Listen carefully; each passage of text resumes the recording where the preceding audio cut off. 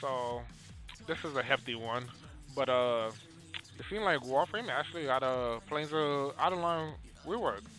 I mean, I saw it, but I didn't know it was like in the game. Apparently, it was. I thought it was like when they said launch trailer. I mean, I could have kind of realized that it was them, but that was the launch trailer for it just now, and I saw some pics on of it on Twitter. I'm like, oh wait, is this actually in the game? And that was yesterday. So actually, I don't know which one of them I should look at first. I'm gonna look at this one first. I'm gonna pull up that other one next. So this is the actual page for it. Plays Online Remaster. So I got this new enemy types here. I don't know what they're called yet. They're gonna show me. So they got new Floofs. I'm not gonna read that. 'Cause all it says is you can catch some of these animals with echolers being. I have no idea what the fuck that is. But the new Kakua, the Kondrak, can now be found throughout the plains. What is this? Avian and ridiculous appearance found along coastal regions and new by large bodies of water. Mergoos circle and squawk at the sight of marine predators. Many of the ocean fishers owe their life to these odd little birds. Killing one is considered very bad luck. So that thing is a Magoo. That shit looks weird. The tail, the his wings are on his butt. All right, cool. All right, new enemies, tusk thumpers. That's what they're called, and they got different colors. Reports new Grenadier machine has spread on to see this. VHEC has deployed tusk thumpers, mobile defense platforms that are just as efficient as they are deadly. Be prepared to encounter three menacing thumpers in increasing size and difficulty. The tusk thumpers, the tusk thumper bull, and the tusk thumper doma. So I'm assuming that's from left to right, because this is the first one we saw. That doesn't look like a bull. Without without a vulnerability to use to your advantage, you'll need to identify and expose the weak spots to take them down as quickly as possible. Take too long and they'll release reinforcement drones. So it feels like it's gonna be. Oh, I'm definitely fighting them now. When you're done with this roaming threat, make sure you pay a visit to Nakak. Trade in resources to get new Tusk Thumpers Floofs. There's one of each type of thumper for you to collect. I love when they give us random ass stupid things in the game for me to actually spend the resources on. So the new Tenno reinforcement. Expand your personal armory with the newest Grenadier sparring weapons. Did they really name it Karudo? Like Haruto? Bakor? Oh lord.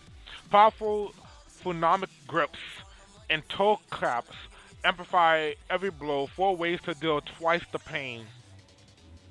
Okay. Mastery fodder. Alright, so that's the actual update, but here is the patch notes, and it seems we got like 3 hotfixes since then. So, some things that weren't mentioned. Okay, so everything, yeah, I actually had the page on the right spot. Oh, I did that by accident. I hope you noticed my mouse pad there. It's Baz. So here we go. It says, let me read this. Find out Karuto in the market or as a Tusk Thumper drop. So you can get it in the market and you want to buy it for platinum, I assume. And then you can get it from the Tusk Thumpers as a drop. Creator Mode Settings Edition. We have added new option called Creator Mode. This is just to help players and content creators with simple principles. No distractions, no spoilers when this is toggled on. For tuna criticized citizens won't reveal their secret. The Lotus will no longer be as purple. Operator transmission will be voice only.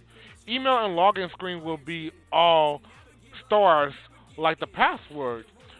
On orbiter transmissions and all emission bumpers for invasions alerts will not appear. That's actually really good. I'm gonna use that more often because people won't notice it if they don't know what it is, but some people will notice it. Like the email thing, that's pretty cool. The operator transmission, that's actually really good. The Lotus will no longer appear as purple. That's good also. And that main thing right there also. Alright, 2 energy colors. This is what I've been waiting for the most. So Fashion Frame just got a little more energetic. We have now added a secondary energy customization slot in the arsenal. This is simply a free added bonus when farmering gear. So I've been writing this out all these years. I've been wondering what's the right way to do it. So Warframe just kind of told me how to do that correctly. It's apostrophe ing. All gear can unlock this once formal is applied. All non-formal compatible goods, sandanas, etc. have this automatically. Okay, I'm about to say what? All right, so general additions. Ticker has added a Venus bounty trap to the second-hand wares. Venus bounty trap to the secondary wares. I have to check that out. A true hunter keeps their tools close at hand. Added Warframe ability videos for Haro, Core, Octavia, and Guard and their respective arsenal ability screens. I didn't realize they didn't have it. Added out of bounds triggers to some spots where it's possible to get stuck in the Grenadier Sealer tile set. Added damage multiplier stat when previewing Saren's maximum abilities. That's good. Added a custom icon for Nagitaka's reload speed buff. They have a reload speed buff on that thing. Added Harask and Stover to the Codex. I have no idea what neither one of those two things are.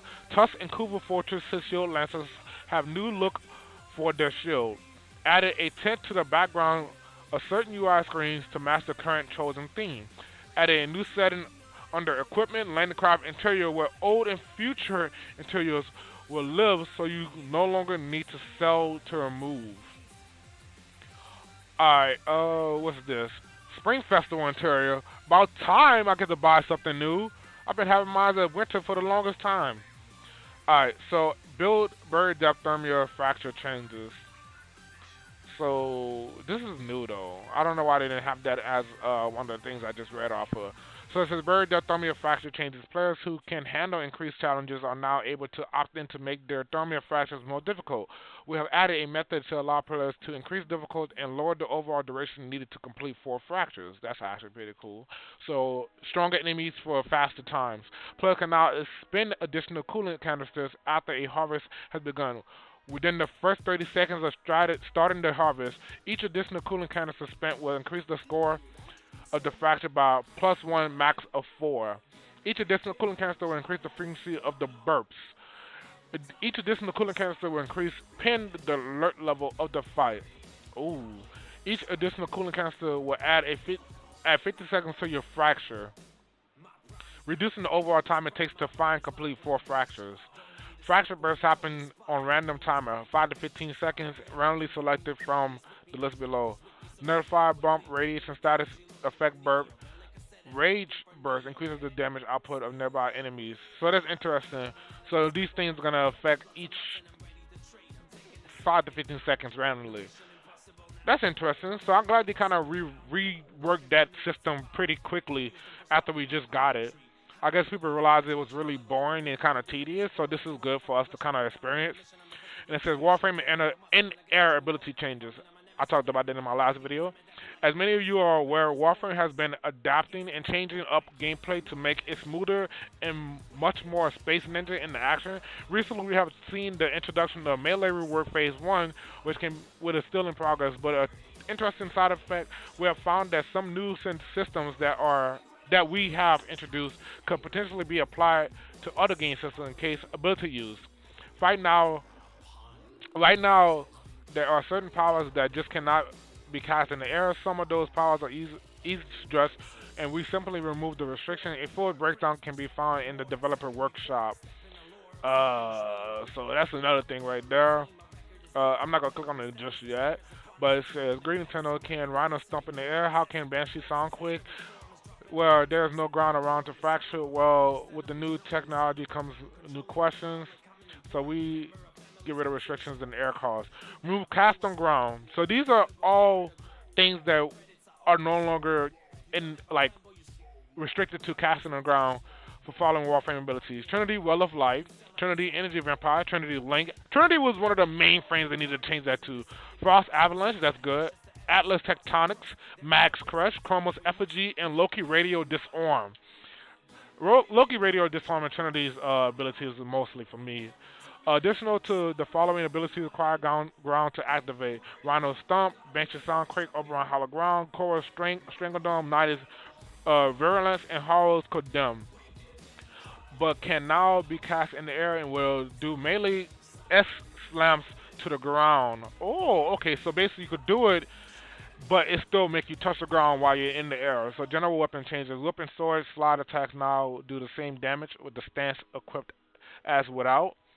Tatsu kills add charges up to 5, then release seeking projectiles. Same amount as charges on slide attack to stun enemies. I didn't know they could do that. The nail is now automatic. Oh, okay, that's cool. Tysis damage changed from 79 corrosive to 9 impact, 23 puncture, 17 slash, and 81 corrosive delivered in 3 ticks, or 27 each over 2 seconds.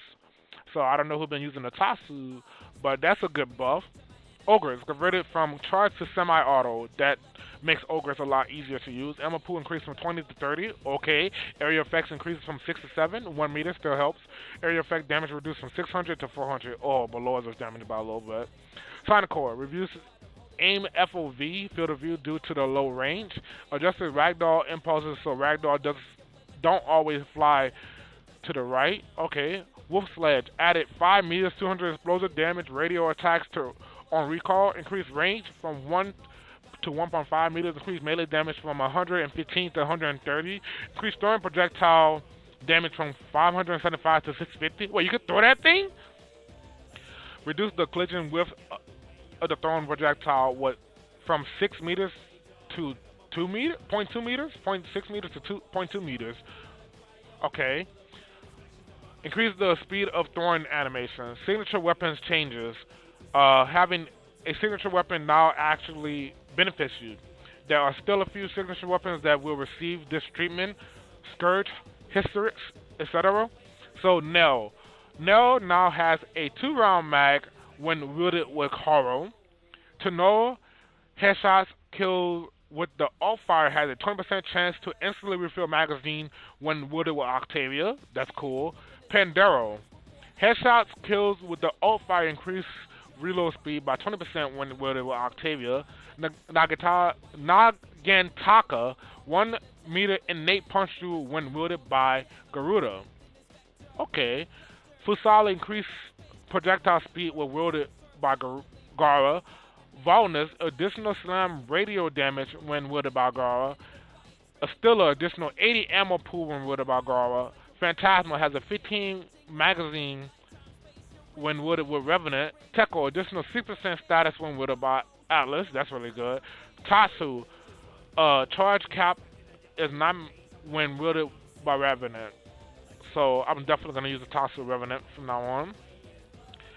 The Wolf Rider 6 changes. The Wolf and other Stalker type enemies now have a level cap of 45 for solo players and 60 for public squads. Significantly reduce the Wolf's tankiness. They mentioned that in the past. Nightwave changes. All of the Wolf Insider 6 Nightwave episodes can now be viewed by selecting Tune In on the Nightwave screen. Changes. Matchmaking for the Splotter Oars fight can now be done by visiting Utiko and Little Duck's room. Hilton is no longer restricted to move at walking speed when charging Bellfire. That's good. Chester's now retrieve functionality can no longer stack with Desecrate and other looting augments, prefer Void or Gaze. This was creating some unintended double dips for a single corpse, and the dead can only give so much. Atlas passive now prevents him from being affected by abilities and weapons that push or pull terror and battle mower mines. Restore abilities that have Baruch, Desert, Wind Slam, pull enemies instead of pushing them by holding block aim key. Increase the speed of Rhino's stump start animation slightly. Hydroid water textures have been updated to reflect fancy new tech introduced with the Plains of Outline remastered. Killing enemies with operator abilities, Void Blast, Void Dash, will now grant the kill affinity to the equipped amp when possible. That's actually really good. Change operator Void Dash to no longer stop dashing when passing through allies, an object that bullets can pass through. Foliage. Okay. Typing an item name, Stradivar Prime, Equinox Prime, in the trade screen, search bar will now display all relics that contain that item. Thank you! You can also rename weapons that polarize as opposed to strict rank 30 requirements.